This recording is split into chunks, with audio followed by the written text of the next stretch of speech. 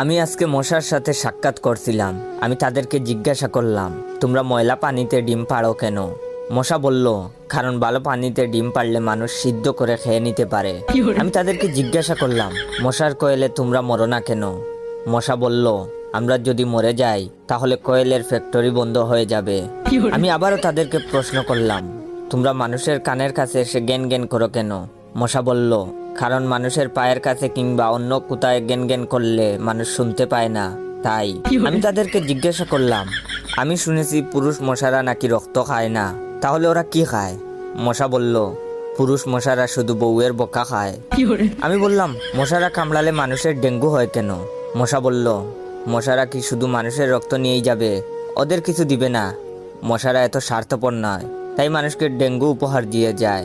মশার সাথে সাক্ষাৎ করার পর আমি মশার উপর রিসার্চ করলাম। মশা অনেক ধরনের হয়, যেমন পড়তে বসলে যে মশায় কামড়ায় তারা হলো অশিক্ষিত মশা, খেতে বসলে যে মশা কামড়ায় তারা হলো ক্ষুধার্ত মশা, ঘুমানোর পর যে মশা কামড়ায় তারা হলো কাপুরুষ, জেগে থাকা অবস্থায় যে মশা কামড়ায় তারা সাহসী, মশারির মধ্যে যে মশা কামড়ায় তারা হলো অতিরিক্ত শেষরা, মাঝরাতে যে মশা কামড়ায় তারা হলো সিঙ্গেল, টয়লেটে যে মশা কামড়ায় তারা হলো নির্লজ্জ, দিনের বেলা যে মশা কামড়ায় তারা একটা ছোট লোক।